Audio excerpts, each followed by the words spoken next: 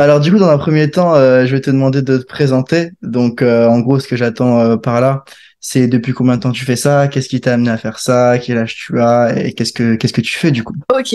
Alors moi j'ai 19 ans. J'ai commencé l'équitation à l'âge de 6 ans. Et c'est vrai que mes parents, ils étaient pas du tout dans les chevaux, vraiment rien à voir. Je leur ai demandé de m'inscrire au poney club d'à côté. Et du coup, après, à l'âge de 12 ans, j'ai eu ma ponette. Mes parents m'ont acheté un poney et puis là, j'ai commencé à faire un peu de concours et tout. Et puis après, je suis passée à cheval à l'âge de 14 ans. Donc j'ai eu mon premier cheval à l'âge de 14 ans. T'as changé Et du coup? ouais, du coup, Ok. la ponette et mon cheval. Et puis après, du coup, je me suis dit que j'allais passer complètement à cheval. Donc on a vendu ma ponette à une petite fille et qui a après pour qu'elle puisse faire un peu de concours et tout avec. Et puis ma ponette, elle était encore jeune, du coup, on pouvait pas la mettre au pré. Donc après, j'avais plus que mon cheval. Et après, à l'âge de 16 ans à peu près, j'ai eu un deuxième cheval. Comme ça m'a permis de tourner avec deux chevaux. Et aujourd'hui, du coup, aujourd'hui, j'ai encore ces deux chevaux. Ok, c'est lourd. Et le premier cheval, du coup, c'est qu'est-ce qui t'a donné envie d'avoir un deuxième cheval? C'est le fait de tourner les chevaux, le fait peut-être d'aller sur des plus grosses hauteurs, parce que souvent les gens qui prennent un deuxième, c'est pour aller chercher une performance supplémentaire. Quel Ouais, était exact. ton objectif? Ok. Euh, Moi, mon objectif, c'était justement de pouvoir tourner sur deux chevaux. C'est vrai qu'on progresse plus vite quand on en a forcément plusieurs. Et puis, c'est aussi hyper intéressant de pouvoir un peu. Du coup, c'est vrai qu'on apprend des choses qu'on pourrait pas forcément apprendre avec un. Et, euh, et du coup, ouais, c'était pour ça que qu'on s'est dit. Deux chevaux, pour progresser, c'est quand même mieux. C'est vrai qu'on n'a pas la chance, tout le monde n'a pas la chance d'en avoir deux, mais ouais, c'est pour ça du coup qu'on en a acheté un deuxième. Donc Et c'était plus pour l'expérience que la performance, du coup? aussi pour la performance. Ok. Après c'est vrai que nous, on n'avait pas forcément les moyens d'acheter un cheval qui faisait déjà des grosses épreuves. Donc, on a acheté un cheval qui avait 7 ans. Donc, mon deuxième, quand je l'ai eu, il avait 7 ans. Il faisait pas grand-chose, il faisait les 1,20 m et du coup on a vraiment tout appris ensemble. Moi je l'ai eu, il était un peu foufou, il était pas du tout dans le moule. Et aujourd'hui on revient d'Espagne et il a sauté ses premières 1,45 m qui classait.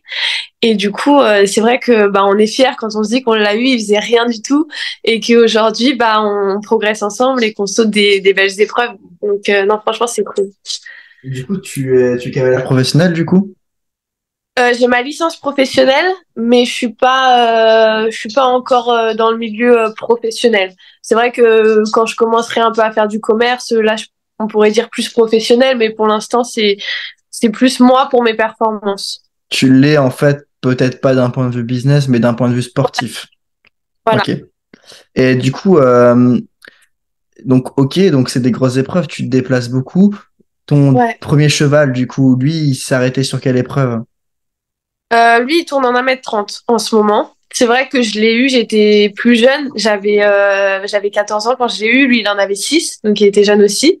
Et c'est un peu été un cahier de brouillon. Enfin, c'est vrai que moi, j'ai fait toutes Hmm. mes erreurs.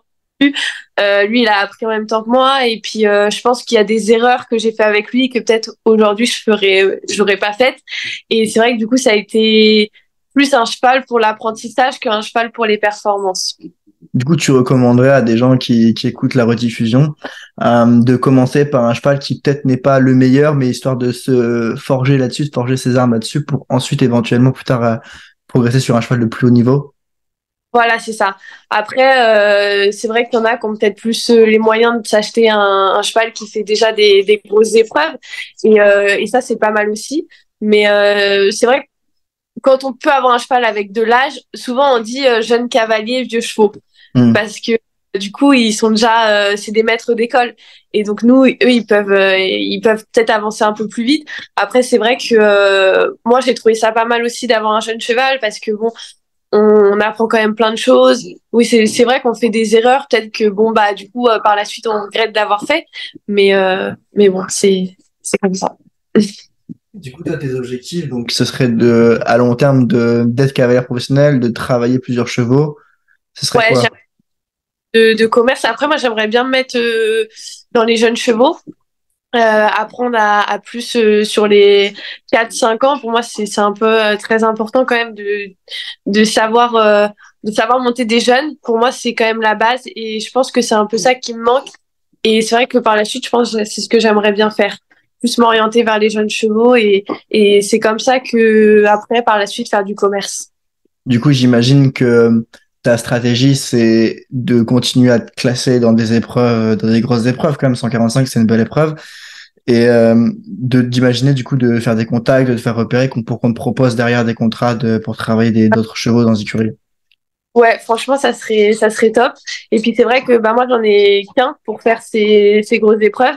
Là, par exemple, quand je suis partie en Espagne, on me l'a demandé, pour l'acheter, mais ça se réfléchit parce que c'est quand même des grosses sommes. Après, on propose quand même des grosses sommes pour ces chevaux-là. Mais quand on se dit qu'on a qu'un cheval pour les faire, bah, forcément, on se dit, bon, est-ce que vraiment, on se dit, on le vend et derrière, on sait pas trop quoi faire. Et du coup, ouais, il y a beaucoup de réflexions là-dessus.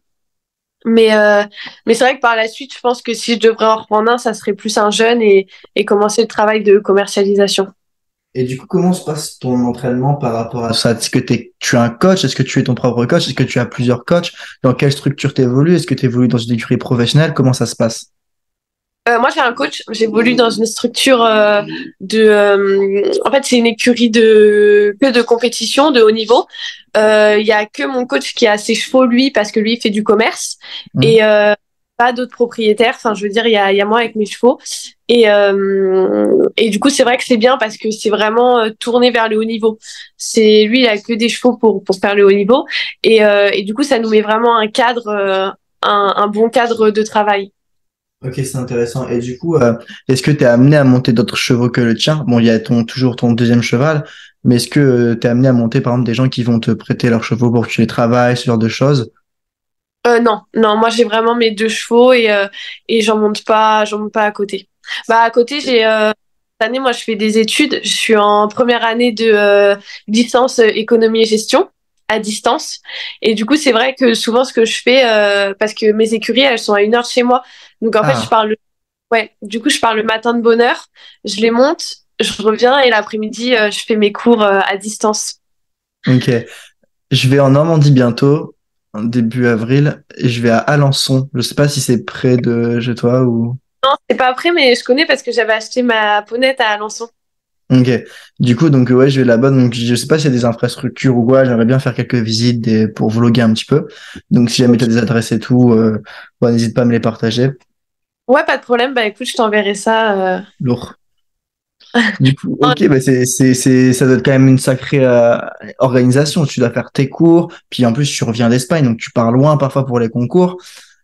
Comment tu gères tout ça? Il y a 19 Euh, ans, en plus, c'est quand même beaucoup de responsabilités. ouais, franchement, c'est pas facile les cours. J'avoue que moi, j'ai jamais été très école. Mais c'est vrai que mes parents là-dessus, ils me suivent énormément. J'ai beaucoup de chance parce que j'ai des parents qui me font vraiment confiance. Ils investissent pour moi et tout dans les chevaux. Par contre, bah, le truc, c'est que demain, je tombe et enfin, il y a plus rien. Du coup, c'est vrai que ma mère, elle veut quand même que j'ai un bagage derrière. Pour elle, c'est hyper important que j'ai ça. Et du coup, c'est pour ça qu'on s'est dit à distance, ça serait quand même plus facile pour moi. Et c'est pour ça que j'essaye ouais, de m'organiser pour vraiment y aller le matin et l'après-midi, avoir au moins 3 heures l'après-midi pour gérer mes cours. Et ouais, c'est vrai que quand je pars en concours, par contre, c'est un peu plus galère. Alors là, en Espagne, ça a été un peu galère à suivre les cours quand même. Ok, je comprends. Donc ouais, donc on voit que c'est vraiment ton focus numéro un, ça va être ça. Ça va Ouais. devenir professionnel dans une écurie. Et est-ce que plus tard, tu as déjà pensé peut-être à faire de l'enseignement? Oui, ouais, après, bah, faudrait que je passe mon diplôme, mon BPGEPS. J'y ai pensé à le passer. Après, je me suis dit peut-être d'abord finir mes études d'économie et gestion. Et par la suite, je crois que ça dure 1 an, le BPGEPS. Ouais, c'est ça, Euh, un ou deux, mais toi, tu le feras en un an vu ton niveau. Donc, ouais, et du coup, ouais, peut-être, je me suis dit, au moins, une fois que j'ai fait ça, bah, peut-être pourquoi pas faire 1 an au moins. Je me dis, c'est quand même un diplôme en plus, ça pourra toujours me servir. ok. Et du coup, ce serait quoi pour toi les points positifs et négatifs un peu à ce niveau-là, à ce niveau professionnel? Euh, Je dirais que les points positifs, bah, c'est quand même, on a de la chance parce qu'on fait des super concours. C'est vrai que moi, j'ai la chance de voyager, partir en Espagne, faire un peu le tour de France. Et ça, je pense que, bah, voilà, il n'y a pas tout le monde qui a la chance de faire ça. T'es Et sponsorisé? T'as des non, partenaires? Ok. non, non, j'ai pas de partenaire. Et, euh, Et donc c'est vrai qu'on a quand même beaucoup de chance de faire ça. Après les points négatifs, bah oui forcément ça demande beaucoup de temps, c'est beaucoup de prise de tête parce que bah en fait on se lève, on pense chevaux, on se Mhm. couche, on pense chevaux, quand ça va on a la chance parce que ça va, quand ça va moins bien bah il y a un peu de tout qui va moins bien quoi. Il faut savoir rester vraiment les pieds sur terre et et vraiment être focus sur ce qu'on veut et ce qu'on veut pas. Donc c'est vrai que je pense que il faut vraiment se mettre dans un état d'esprit. C'est, Mhm. Tout un environnement, toute une manière de vivre, en fait, quoi. Bien c'est gérer pas ses facile. émotions. Et c'est intéressant, hein, cette gestion d'émotions, parce que, tu vois, du coup, forcément, toi, on est au-delà, alors on est toujours dans le plaisir, etc., mais on est au-delà de l'amour loisir. On est sur des niveaux où il y a quand même des attentes, on doit avoir une certaine rigueur. Euh, Comment est-ce que tu vas gérer justement cette pression au concours OK, tu te fais plaisir, mais en même temps, tu te dois de performer, tu vois? Comment tu Et gères ça? moi, je dirais que le truc, c'est qu'il y a quand même beaucoup d'argent en jeu dans ces milieux-là. Et des fois, c'est un peu compliqué d'arriver en piste et de se dire, bon, bah voilà, il- on pense plus en piste à vouloir rembourser tout ce qu'on investit plutôt qu'à se faire plaisir quand on arrive dans ces niveaux-là. Et moi, je sais que j'ai une coach mentale qui m'aide beaucoup là-dessus. Je vais la voir assez régulièrement.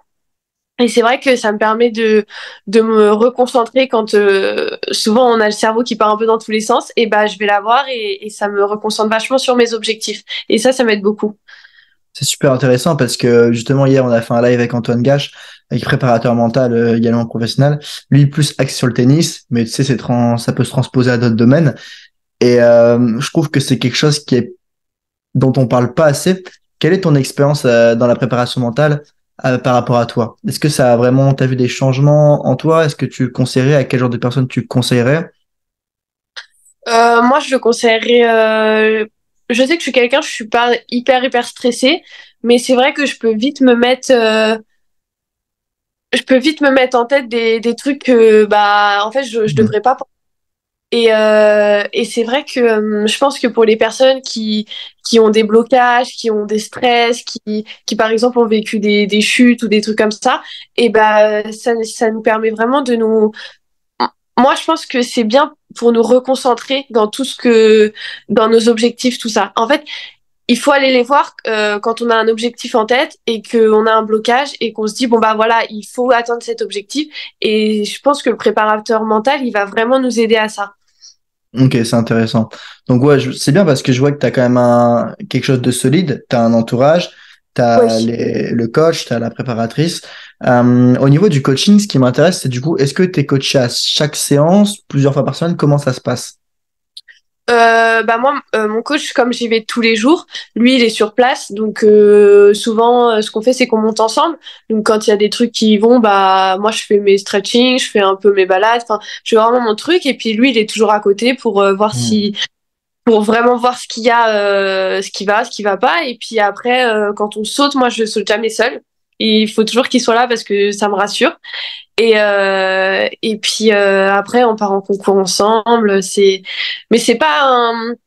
Je veux dire, je fais quand même mon truc de mon côté. Si par Ouais. exemple, d'aller en balade, je vais aller en balade. Demain, j'ai envie qu'il fasse songe. Mais c'est vrai que moi, personnellement, je suis quelqu'un que je pourrais pas travailler toute seule parce que je pense que je me poserais toujours trop de questions, savoir si je fais ça bien, si je fais ça mal.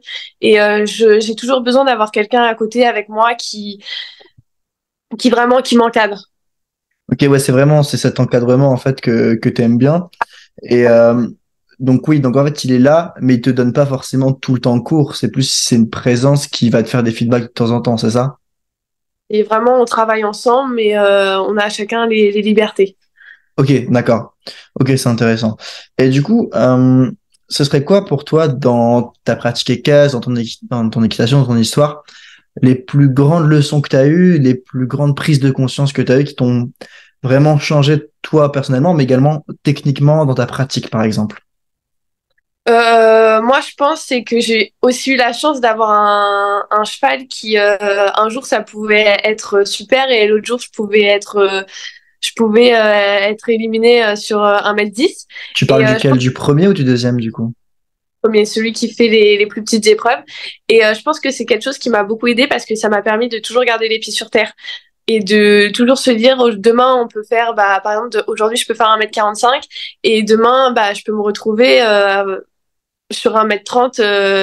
Enfin voilà, on n'est jamais sûr de ce qu'on a du jour au lendemain avec. Enfin Hmm. c'est des choses que je pense que on a une chance de pouvoir partager ça avec un animal, mais en même temps, c'est aussi, enfin, c'est aussi ce qui fait que l'équitation, c'est jamais sûr. C'est quelque chose qui n'est jamais sûr en fait.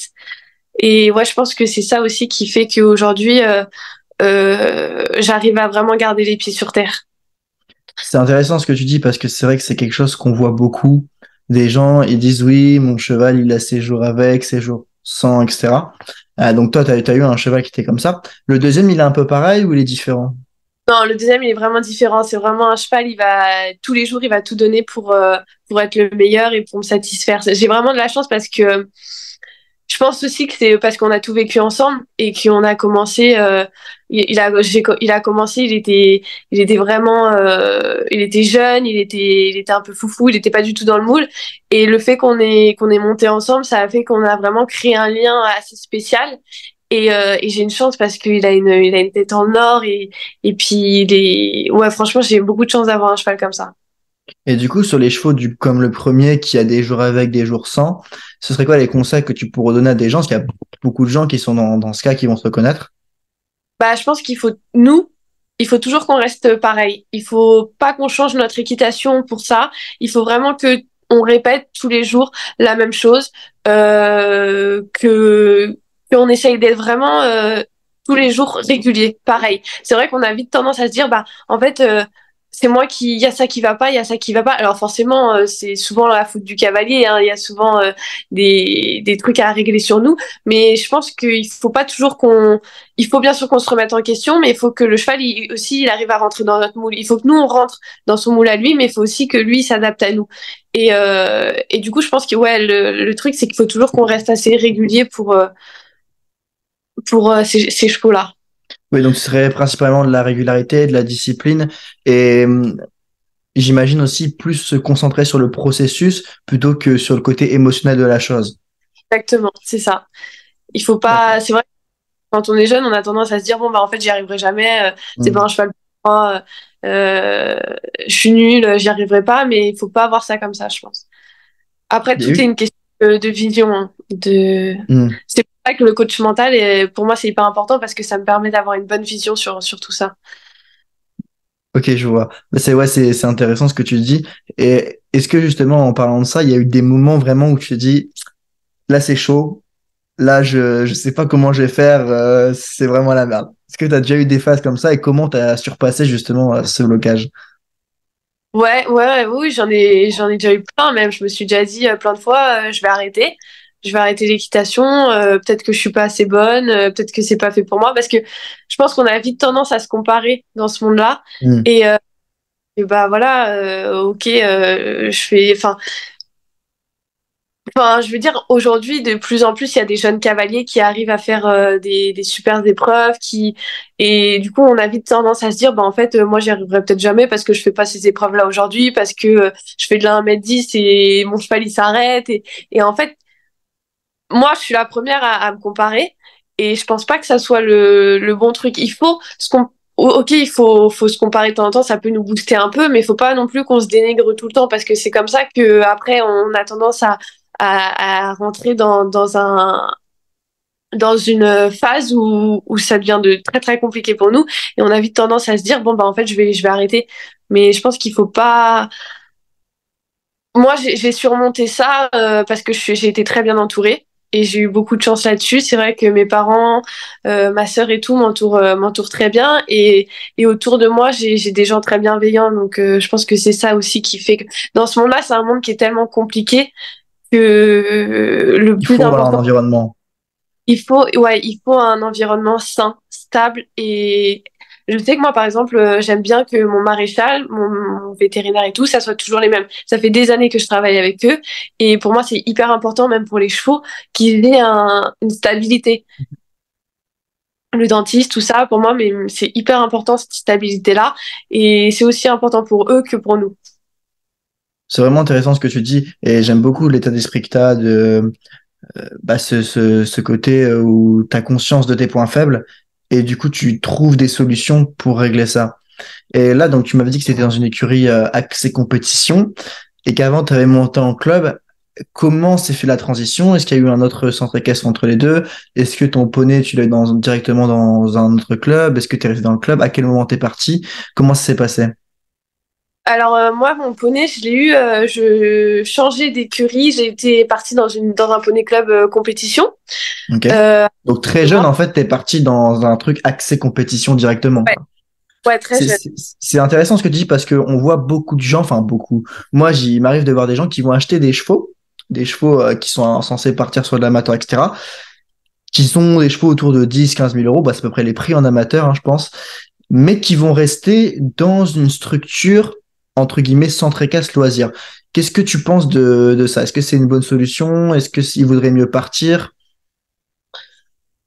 Après, je pense que tout dépend de ses objectifs. Moi, je sais que j'ai fait pas mal d'écuries. Alors, je sais pas si c'est bien ou si c'est moins bien. Je pense que c'est ce qui m'a forgé mon caractère aujourd'hui. C'est ce qui a forgé où j'en suis. Mais bah, vu que mes parents, ils étaient pas du tout dans l'équitation, ça a été compliqué de trouver un environnement assez stable. En fait, j'ai dû vraiment tout trouver par moi-même. Alors, ils étaient très présents, mais c'est vrai qu'on n'a pas du coup comment dire, on n'a pas ces points de Cette repère expérience. voilà, on n'a pas, enfin, Mhm. c'était à moi vraiment de trouver tout ça. Et du coup, c'est pour ça que j'ai fait pas mal d'écuries. Et puis, comme c'est un milieu assez compliqué, on a toujours un peu peur de se faire avoir un peu partout. Et du coup, aujourd'hui, c'est vrai que j'ai la chance d'être dans un cadre tourné très, très compétition. Mais, mais oui, oui, après, je pense que tout dépend un peu des objectifs qu'on veut. Si on veut, par exemple, rester dans un truc assez sympa, assez familial, si on est plus dans un truc un peu j'aime les copines, j'aime les copains, bah oui, c'est peut-être mieux de rester dans un club avec son poney. Et ça, c'est très bien, hein. Franchement, c'est très très bien. Mais si on veut peut-être monter un peu plus et tout, bah se tourner vers un truc compétition, c'est quand même mieux. Mhm. Et oui, c'est vraiment en fait le choix va venir des sacrifices qu'on est prêt à faire en fonction de nos objectifs. Parce que toi, tu me disais, tu fais 1 heure de route, aller ou Ouais. aller-retour du coup? Aller et Ah retour oui, 2 heures. tous les Ouais, jours. tous les jours. Ah oui, bah donc t'es vraiment motivé, quoi. Voilà, je Et suis vraiment t'as mis du temps à trouver cette écurie. Bah, justement, en parlant de l'écurie, j'ai mis un coup de pied dans le micro. En parlant de l'écurie, euh, ce serait quoi pour toi les bons critères pour dire, OK, là, donc j'imagine ça dépend des objectifs, etc. Mais ce serait quoi, par exemple, pour toi, pour quelqu'un qui aujourd'hui est dans son centre équestre qu'il aime bien, mais qui sent qu'il va devoir faire un changement pour progresser, ce serait quoi pour toi les critères à regarder pour s'assurer que ça va être un environnement propice au développement et à la progression? moi, je sais que j'ai toujours fait ça en fonction de mes chevaux. Je pense qu'il faut un environnement qui soit très cheval, qui regarde pas par exemple sur la nourriture, enfin c'est des trucs très très importants que les chevaux ils sortent, que vraiment que Alors, ça soit excuse-moi, je te coupe. Quand tu dis que les chevaux ils sortent, c'est-à-dire qu'ils sont sortis du box pour être mis en pâture, ce genre de choses? ouais voilà que Ok. bah quand ils fassent pas juste du pas, du trot, du galop, vraiment que ça soit axé très cheval. C'est vrai qu'on a des écuries des fois qui tirent un peu sur la nourriture, qui parce que bah voilà c'est compliqué, mais Pour moi, c'est comme ça que j'ai toujours réfléchi. C'est en fonction de mes chevaux, même si des fois je me sentais bien et que bah je voyais que les choses allaient pas. Et bah voilà, c'est pour ça que je, je pense qu'il faut vraiment regarder ça. Il faut regarder vraiment pour le cheval quand on cherche une écurie. Oui, donc le fait qu'ils sortent, le fait que la structure soit au niveau de l'infrastructure aussi, j'imagine. Oui, oui, oui. Voilà, les sols, tout ça, c'est des trucs qu'on regarde. Après, après, je pense que, enfin, je sais pas trop comment expliquer, mais si nous on se sent bien, il y Hmm. a enfin, les chevaux, généralement, ils s'y sentent bien aussi. Faut que ça soit un environnement assez calme pour eux. Assez... C'est pour ça que j'aime bien aussi le côté très pas poney club et tout, parce que c'est vrai que pour moi, c'est important que ça soit un environnement calme, que les chevaux s'y sentent bien, qu'ils y soient apaisés et tout. C'est voilà, c'est je regarde un peu tout Ok. ça. Vraiment le mindset. Là, le cheval est du coup, j'imagine, en boxe. Il nous reste 10 minutes après Zoom va couper. Donc Ok. tes chevaux, ton cheval est en boxe là pour l'instant. Les deux sont aux mêmes écuries du coup? Oui, les deux sont au même. Et oui, oui, ils sont en boxe. Et puis là, c'est vrai qu'avec l'hiver et tout, bah, ils vont moins au paddock. Mais quand les paddocks ils vont ouvrir, bah, ils y passent Hmm. les temps. Ok. Ouais, c'est mieux pour eux que d'être toute la journée en boxe. Ok. Et du coup, la dernière question, plus axée sur tout ce qui va être l'éthologie, le travail à pied, tout ça, qu'est-ce que tu en penses? Est-ce que c'est quelque chose que tu utilises, que tu as dû utiliser? C'est quoi ton avis là-dessus? Moi, j'ai jamais, personnellement, j'ai jamais vraiment utilisé ça. Après, je trouve ça très, très bien. Pour des chevaux, par exemple, je sais que je regardais des vidéos, par exemple, quand les chevaux, ils montaient pas dans les camions ou les trucs Hmm. comme ça. Et en fait, je trouve ça bien parce que ça évite d'utiliser tout le temps la force. Et des fois, il y a des chevaux qui ont juste peur et qui ont beaucoup d'appréhension. Et c'est vrai que je trouve ça bien pour ça. Ça évite de forcer le cheval. Et en fait, je pense que c'est des méthodes qui vont dans le sens du cheval. C'est Ok. c'est pour ça que j'aime bien. Bah après, moi, j'avais fait venir une fois une comportementaliste pour un de mes chevaux. Et après, on y croit pas. Je pense que c'est des trucs assez personnels. Si on, moi, je pense que, enfin, moi personnellement, si j'ai pas essayé, je peux pas dire que j'y crois pas. Et du coup, j'ai essayé et elle m'a dit des trucs qui m'ont assez impressionnée. Et c'est vrai que c'est des pratiques où des fois on se dit bon non c'est faux ça va pas marcher ça doit être du pipeau et en fait je pense que c'est des trucs qui sont très cheval et qu'on devrait un peu plus s'orienter dessus. Ok, c'est intéressant. Ok, bah merci pour toutes ces réponses, pour nous avoir partagé ton expérience, tes projets, tout ça. Il y a beaucoup de valeur dans cette interview. Est-ce que bah, si les gens veulent te suivre, veulent suivre tes aventures, comment est-ce qu'ils peuvent faire du coup? Bah ils me suivent sur Instagram. C'est vrai que moi je suis pas très réseaux sociaux et tout, j'ai un peu de mal avec ça. Je développe là j'essaye de me développer un peu mais c'est vrai que je galère un peu et c'est sur bah, Isor Charpentier sur les réseaux sociaux Ok. et voilà, j'essaye d'alimenter un peu plus, donc ils vont peut-être un peu plus d'aventure. Fais des lives quand tu brosses ton cheval. Ouais, je ferai des petites vidéos, des petits vlogs. Bah, de toute façon, moi, je mettrai tous les liens en description pour ceux qui regardent ça sur YouTube. Et puis, bah voilà, bah c'est nickel, je vais regarder, mais je crois que j'avais pas d'autres questions. C'est déjà très complet. Oui, bah par exemple, toi, rapidement, il nous reste 7 minutes. C'est quoi vraiment la chose sur laquelle tu es en train de travailler actuellement? Est-ce qu'il y a quelque chose de précis que tu travailles? Que ce soit technique ou mindset, peu importe. Ouais, plus sur le rester calme. C'est vrai que moi, je suis quelqu'un, quand je rentre en piste, je peux vite m'exciter un peu le cerveau et pas assez rester calme, rester dans vraiment ce qu'on avait vu à l'Arco. C'est vrai qu'on travaille beaucoup, beaucoup dessus et c'est des choses, j'ai un peu de mal. Mais je trouve qu'en Espagne, bah, comme on a fait 3 semaines de tournée, ça m'a vraiment permis de me poser. Et ouais, du coup, je travaille beaucoup là-dessus. Et c'est pour ça d'ailleurs que quand je vais revoir ma coach mentale, on va retravailler pas mal dessus. Ok, donc Mais c'est plus l'aspect mental que technique pure qui aujourd'hui te demande de travail, du travail, on va dire. ouais, parce que je pense que ma technique, elle s'améliorera quand j'aurai travaillé là-dessus. Ok, ah, c'est intéressant comme point de vue. Parce que souvent on se dit on n'est pas assez bon, donc on stresse, mais en fait non, c'est l'inverse, c'est parce qu'on stresse qu'on va pas être assez bon.